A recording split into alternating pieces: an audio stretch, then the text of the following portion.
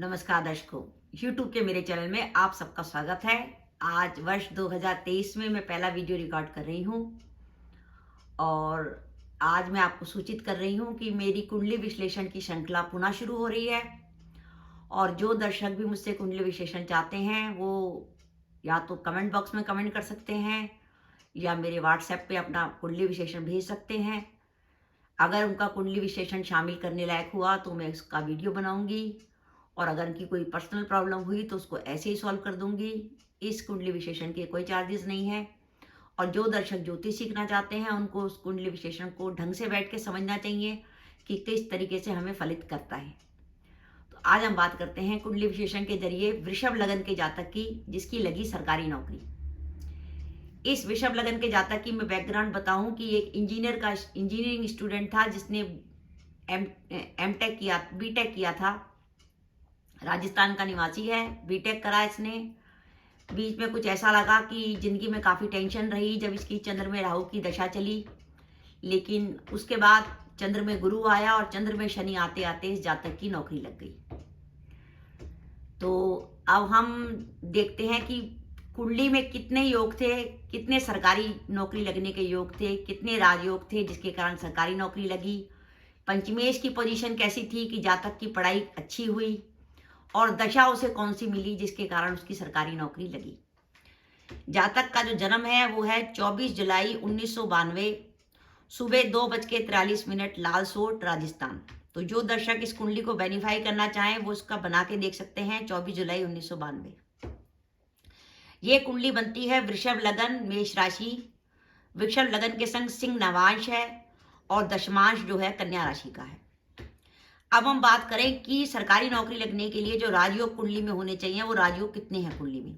पहली पॉजिटिव बात देखिए कि कुंडली में पंचम भाव का स्वामी बुध है और भाग्य भाव का स्वामी है शनि, यानी पंचमेश और नवमेश दोनों का पूर्ण दृष्टि संबंध है। पंचमेश बुध जो है तीसरे भाव में बैठा है और भाग्येश शनि स्वराशि का है, यानी भाग्येश स्वराशि का होना ये अपने आप में बहुत पॉजिटिव साइन है कि आपका भाग्य बली है। उस पंचमेश बुध की चतुर्थेश सूर्य के संग भी युति है, यानी कुंडली में चतुर्थेश और पंचमेश की युति है। चतुर्थेश और पंचमेश की युति इस बात का संकेत है कि जातक पढ़ाई में अच्छा है और वो जिस दिन मेहनत करने की सोचेगा उसको सफलता मिल जाएगी। तो चतुर्थेश और पंचमेश की युति का बेसिकली हम आपकी पढ़ाई के जो साहित्यिक रुचि होती है या जिनकी पढ़ने लिखने में रुचि होती है, जो बहुत अच्छी योग्यता कर सकते हैं, अच्छे कंपटीशन को फेस कर सकते हैं, उनकी कुंडली में अगर चतुर्थेश पंचमेश की होती है तो हम बड़े निर्भीक होकर कह सकते हैं कि ये जातक जो है पेपर पास कर लेगा। तो एक तो चतुर्थेश सूर्य और पंचमेश बुध की होती थी और इसी चतुर्थेश सूर्य की भाग्येश शनि के संग और दशमेश शनि के संग भी युति है। तो एक तरीके का काहल योग भी निर्मित हो रहा है जो चतुर्थेश और दशमेश के दृष्टि संबंध से होता है। तो काहल योग का भी निर्माण हो रहा है। लग्नेश शुक्र भी इस युति में शामिल है, यानी चतुर्थेश पंचमेश और लग्नेश एक जगह बैठे हैं और उसके ऊपर दृष्टि है भाग्येश शनि की, यानी कुंडली में राजयोग की भरमार है। केंद्र और त्रिकोण राजयोग पूरे बने हुए हैं।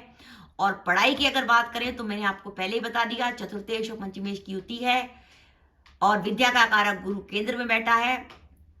और जो पंचमेश बुध है वो अश्लेषा नक्षत्र में है और पंचमेश बुध अश्लेषा नक्षत्र में है। अश्लेषा बुध का ही नक्षत्र है। पंचमेश का अपने नक्षत्र में होने का ये अर्थ है कि पंचमेश स्वयं बहुत बली पंचमेश है और इसलिए जातक को पढ़ाई में कोई प्रॉब्लम नहीं होगी। आप एक बात देखिए, जो लगन में बुध और शनि का दृष्टि संबंध था वो नवांश में भी कंटिन्यू रहा है। नवांश में भी शनि और बुध का दृष्टि संबंध है और नवांश में भी पंचमेश बुध के ऊपर धन और विद्या के कारक गुरु की दृष्टि है। यहाँ पर गुरु स्वयं पंचमेश होकर कुंडली के पंचमेश को देख रहा है और मैंने इसको चतुर्विशांश से भी देखा था। चतुर्विशांश कुंडली भी इस बात का संकेत दे रही है कि जातक की बुद्धि काफी अच्छी है। अब हम बात करें कि सरकारी नौकरी लगेगी, किस स्टैंडर्ड की लगेगी, उसमें कितनी तनख्वाह मिलने की संभावना होगी, तो इसके लिए ध्यान दीजिए धन योग के बारे में। तो धन योग देखिए पंचमेश और नवमेश का पूर्ण दृष्टि संबंध इस बात का संकेत दे रहा है कि जातक की जब नौकरी लगेगी तो जातक एक अच्छी खासी सैलरी अर्जित करेगा और जातक का फ्यूचर में उसकी प्रमोशन भी अच्छी होगी। एक विशेष बात, कुंडली में द्वादश मंगल लगन पर बैठा है।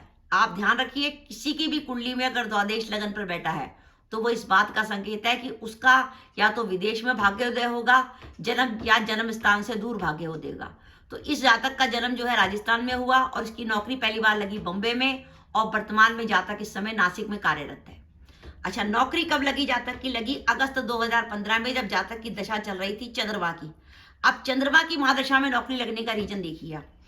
लाभेश गुरु केंद्र में बैठा है और उसकी चंद्रमा पर दृष्टि है, यानी लाभेश अगर चंद्रमा को देख रहा है तो इसका मतलब यह है कि चंद्रमा की दिशा में लाभ हो सकता है। साथ ही चंद्रमा जाके द्वादश स्थान पे बैठा है, इसलिए जातक की नौकरी राजस्थान से दूर बाहर लगी। इसके अलावा दूसरी जो दशा थी, चंद्र में शनि में राहु। शनि इस कुंडली का दशमेश है और राहु जो है अष्टम स्थान पे बैठा है, जो दशम से लाभ स्थान है। दशम से लाभ स्थान है और राहु का जो राशि स्वामी गुरु है वो जाके केंद्र में बैठा है और उसकी दशम भाव पर दृष्टि है। यानी आप ये मत देखिए कि खाली राहु यहाँ पे धनु राशि का राहु है। राहु जिस राशि में जाके बैठा है उसका स्वामी केंद्र में बैठा है और उसकी दशम पर दृष्टि है। शनि खुद दशमेश है और चंद्रमा जो है लाभेश गुरु से दष्ट है। नवांश में देखिए, नवांश में शनि सप्तमेश बन गया है। कुंडली में दशमेश और सप्तमेश सक्षम होते हैं आपको नौकरी दिलाने के लिए, तो नवांश में शनि सप्तमेश बन गया है। और अगर चंद्रमा की बात करें तो उसकी जो है गुरु के संग युति हुई है, चंद्रमा और गुरु की युति, और यहाँ पर शनि की भी दृष्टि है चंद्रमा पर, यानी सप्तमेश और ग्रहों के संगत इस बात का दिखा रहा है कि लगन में जो स्थिति पुष्ट हुई वो नवांश में हुई। अब हम दशमांश का अवलोकन करते हैं। दशमांश में जो दशमेश बनता है वो बुध बनता है और सप्तमेश गुरु बनता है। तो यहाँ देखिए, नौकरी लगी चंद्र में, शनि में, गुरु में।